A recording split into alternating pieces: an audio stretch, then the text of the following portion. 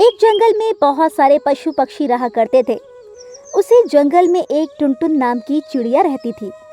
वो हमेशा लोगों का भला करती और गरीबों की मदद करती। पर उसी जंगल में एक कौवा रहता था जिसका नाम कालू था। वो बहुत शैतान था, जिस वजह से वो जंगल के पंछियों को परेशान किया करता था। एक दिन की बात है, टुनटुन चिड़िया अपने घर पर बैठी हुई होती है। तभी वहाँ पर रोहन तोता आता है और वो टुनटुन चिड़िया से कहता है, अरे मैं तो लूट गया, बर्बाद हो गया। मेरे घर कालू कौवा ने आकर बहुत तबाही मचाई। वो बहुत ही बदमाश हो गया है, हमें उसे रोकना पड़ेगा। क्या हो गया? तुम इतना क्यों चिल्ला रहे हो? आखिर ऐसा क्या कर दिया कालू कौवा ने? उसने मेरे पानी का मटका फोड़ दिया, साथ ही उसने मेरे घर का सामान भी इधर उधर फैला दिया। जबकि मैंने उसे बहुत मना किया, पर उसने मेरी एक भी बात नहीं मानी और ऐसा करने के बाद वो वहाँ से भाग गया। अब तुम ही बताओ मैं क्या करूँ? अच्छा ऐसी बात है, तुम चिंता मत करो, हमसे बात करेंगे। तुम पंचायत क्यों नहीं बुलाते? इससे कालू कौवा सभी के सामने अपनी गलती मानेगा और फिर वो ऐसा कुछ भी नहीं करेगा। हाँ तुम ठीक कह रही हो, मैं पंचायत बुलाऊंगा। और ये कहकर रोहन तोता वहाँ से चला गया और उसने अगले दिन पंचायत बुलाई। पंचायत में सभी आए और कालू कौवा को भी बुलाया गया, पर कालू कौवा पंचायत में आया ही नहीं। इस पर सभी बहुत गुस्सा हुए और मुखिया बूढ़ा कौवा ने सभी से कहा, ये कालू कौवा ने अच्छा नहीं किया, उसे पंचायत में आना चाहिए था। उसने हमारी बेइज्जती की है, हमें उसे सबक सिखाना ही पड़ेगा। तभी वहाँ पर एक कौवा आया और उसने बूढ़ा कौवा से कहा, मेरे भाई को माफ कर दो, मेरा भाई आज यहाँ पर नहीं आ सका। मैं कालू कौवा का भाई गोलू कौवा हूँ, वो मेरा जुड़वा भाई है। क्या वो तुम्हारा जुड़वा भाई है? पर उसने कभी तो तुम्हारे बारे में बताया नहीं था। क्योंकि मैं जंगल में नहीं रहता हूँ, बल्कि शहर गया था पढ़ने के लिए, आज ही लौटा हूँ। कालू कौवा की थोड़ी तबीयत खराब हो गई है, इस वजह से।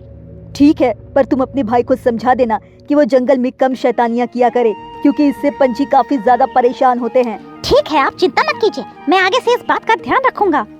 और ये कहकर गोलू कौवा वहाँ से चला गया। पर टुनटुन चिड़िया को दाल में कुछ काला लगा। इसके बाद वो सभी अपने घर पर आ गए। धीरे धीरे समय बीता और एक दिन टुनटुन चिड़िया ने सभी को अपने घर पर बुलाया और उसने कालू कौवा से कहा, तुम अपने भाई को जरूर लेकर आना, क्योंकि मैं देखना चाहती हूँ तुम दोनों एक साथ कैसे लगते हो। इसके बाद वो घर पर आ गया, पर वही कालू कौवा बहुत परेशान हुआ, क्योंकि उसका कोई जुड़वा भाई था ही नहीं। उस दिन तो उसने अपने बचाव के लिए ऐसा कुछ किया था। शाम के समय जब सभी लोग टुनटुन चिड़िया के घर पहुँचे और जब गोलू कौवा वहाँ पर नहीं आया, तो टुनटुन चिड़िया ने कालू कौवा से कहा, अरे भाई, मैंने आपसे कहा था कि आप अपने भाई को लेकर आना, पर आप तो अपने भाई को लेकर आए ही नहीं। अरे टुनटुन चिड़िया वो शहर से आया तो था, शहर ही चला गया क्योंकि उसकी छुट्टियां खत्म हो गई थी।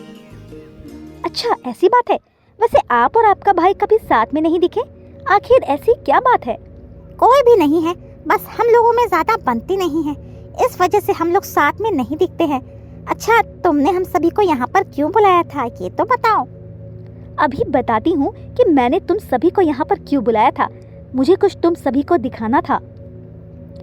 इस पर सभी बहुत ज्यादा हैरान हो जाते हैं कि आखिर टुनटुन चिड़िया क्या दिखाना चाहती थी।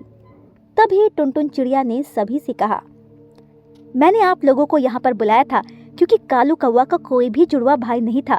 उसने हम लोगों से उस दिन झूठ बोला था। ये सुनकर सभी बहुत ज्यादा हैरान हुए और रोहन तोता ने उससे कहा, ये तुम क्या कह रही हो? तुम ऐसा कैसे कह सकते हो कि कालू कौवा का कोई भाई नहीं है?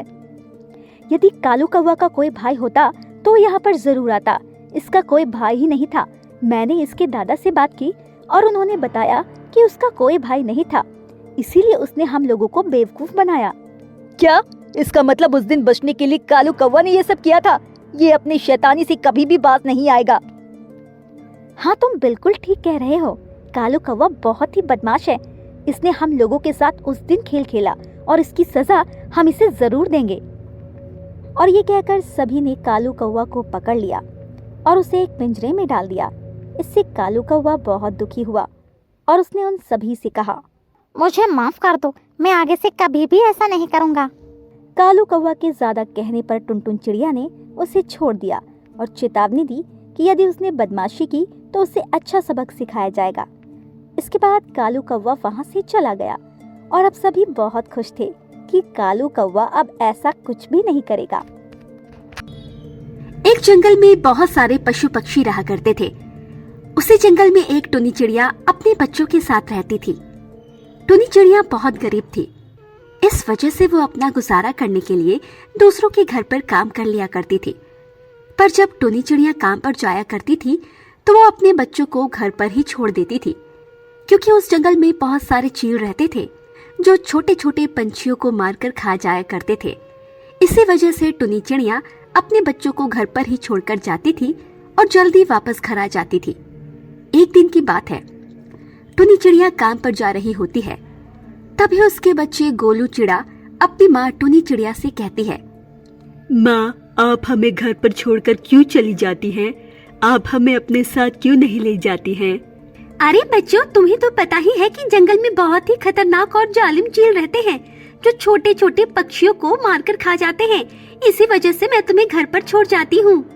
पर माँ, वो चील घर पर भी तो आ सकते हैं ना?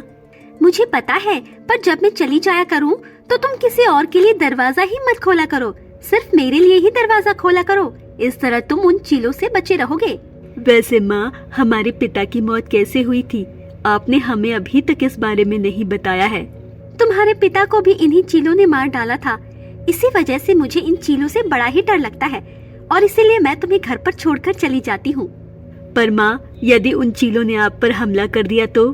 तुम इसकी चिंता मत करो, मैं छुप छुपा कर जाती हूँ और इसीलिए जल्दी घर पर आ जाती हूँ, क्योंकि शाम के बाद चील ज्यादा हमलावर हो जाते हैं। अपनी माँ की बात सुनकर गोलू चिड़ा समझ जाता है कि उसकी माँ कितनी मेहनत से उसकी परवरिश करती है और इसके बाद टुनी चिड़िया काम पर चली जाती है।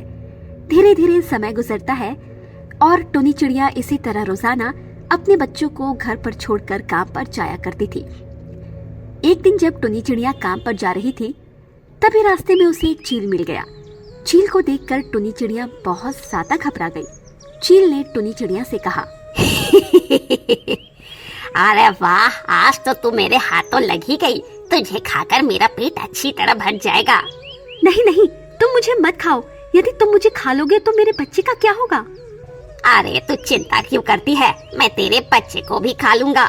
नहीं, तू ऐसा नहीं करेगा। ना ही तुम मुझे खाएगा और ना ही मेरे बच्चे को। मैं तेरे हाथ ही नहीं आऊंगी। और ये कहकर टुनी चिड़िया वहाँ से भागने लगती है और चील भी टुनी चिड़िया का पीछा करने लगता है। पर टुनी चिड़िया झाड़ियों के पीछे जाकर छुप जाती है और चील को दिखाई नहीं पड़ती है, जिस वजह से चील को वहाँ से खाली हाथ ही लौटना पड़ता है। टुनी चिड़िया काम पर न जाकर सीधा घर पर आ जाती है, क्योंकि उसे पता था कि चील उसके घर पर जरूर जाएगा।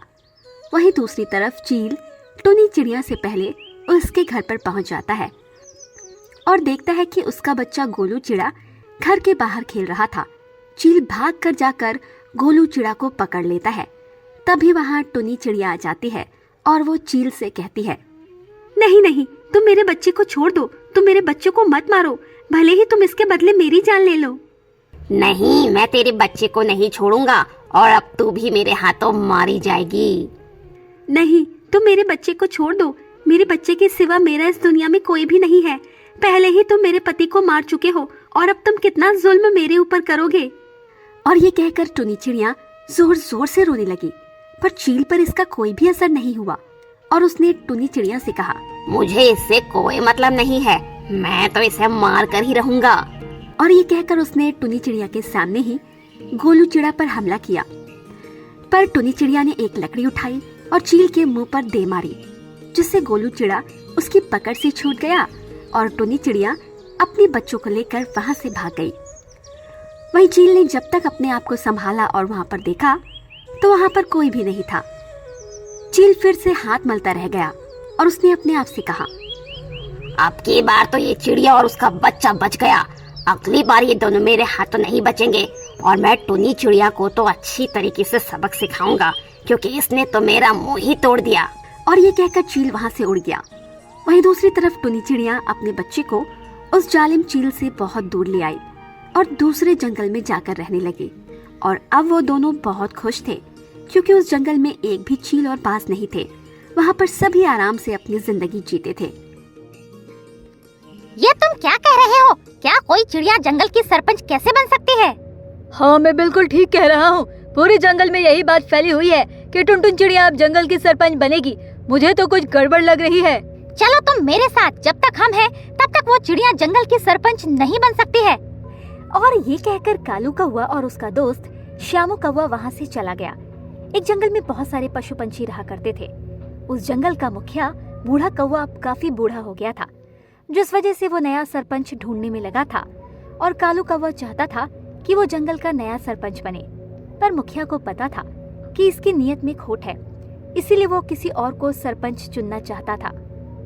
एक दिन की बात है, टुनटुन चिड़िया जंगल घूमने के लिए निकली।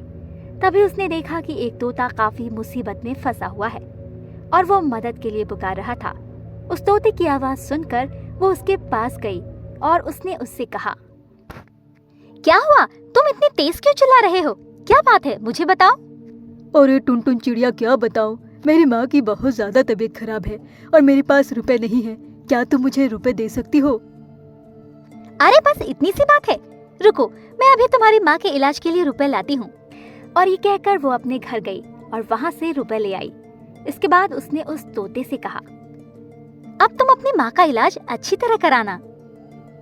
वहीं थोड़ी दूर खड़ा ये जंगल का मुखिया देख रहा था और उसने अपने मन में कहा, यह चिड़िया तो बड़ी ही दयालु है और बहुत ही अच्छी भी। देखते हैं आगे क्या होता है। इसके बाद वो वहाँ से चली गई। धीरे धीरे समय गुजर रहा था। जंगल में अक्सर टुनटुन चिड़िया पंछियों की मदद किया करती थी, जिसे देखकर जंगल का मुखिया बहुत खुश था। वहीं कालू कौवा हमेशा दूसरों पर चिल्लाता था और उनके साथ बुरा व्यवहार करता, जिस वजह से मुखिया कालू कौवा पर बहुत ज्यादा गुस्सा करता था। जिस वजह से कालू कौवा भी मुखिया पर काफी ज्यादा गुस्सा करता और उसने कई बार उन्हें मारने की भी कोशिश की। एक बार की बात है, सरपंच कहीं जा रहे होते हैं, तब अचानक कहीं से आकर उनके ऊपर एक जाल गिरता है और उसमें वो फंस जाता है। उस जाल में काफी कांटे होते हैं जो उसे घायल कर रहे होते हैं और वो जोर जोर से चिल्लाने लगता है, अरे कोई तो मेरी मदद करो, कोई तो मुझे आकर बचाओ, मुझे कोई तो जाल से निकालो। तभी वहाँ से टुनटुन चिड़िया जा रही होती है। उस दिन टुनटुन चिड़िया बाजार जा रही थी। जब टुनटुन चिड़िया ने उनकी आवाज सुनी थी और उसने देखा कि मुखिया जाल में फंसे हुए हैं और रस्सी पेड़ से बंधी हुई है, तो ये देखकर उसने मुखिया से कहा, आप चिंता मत कीजिए, मैं आपको यहाँ जल्दी से निकालती हूँ। उसके बाद टुनटुन चिड़िया ने उस पेड़ पर जाकर उस जाले को ही काट दिया, जिससे बूढ़ा कौवा निकल आया, पर वो काफी ज्यादा जख्मी हो गया था। जिसे देखकर वो उन्हें डॉक्टर के पास ले गई और डॉक्टर ने उनका इलाज किया और टुनटुन चिड़िया सरपंच को घर ले आई। इस पर सरपंच बहुत खुश हुआ और उसने उससे कहा, आज के बाद तुम मेरी जगह लोगी, यानी कि अब तुम जंगल की सरपंच होगी। ये सुनकर टुनटुन चिड़िया को यकीन ही नहीं हुआ और उसने कहा, आप क्या कह रहे हैं? क्या आप सच कह रहे हैं? मैं जंगल की सरपंच बनूंगी? हाँ, तुम एकदम ठीक समझी। तुम ही जंगल की सरपंच बनोगी क्योंकि तुम्हारे अंदर वो सारी खूबियाँ हैं जो एक मुखिया में होनी चाहिए। ये सुनकर वो बहुत खुशी हुई। जब ये बात कालू कौवा को पता लगी तो वो उनके पास आया और उसने बूढ़े कौवा से कहा, ये आप ठीक नहीं कर रहे हैं। आप टुनटुन चिड़िया को सरपंच नहीं बना सकते हैं क्योंकि उसमें कोई भी खूबी नहीं है। सरपंच तो मुझे होना चाहिए।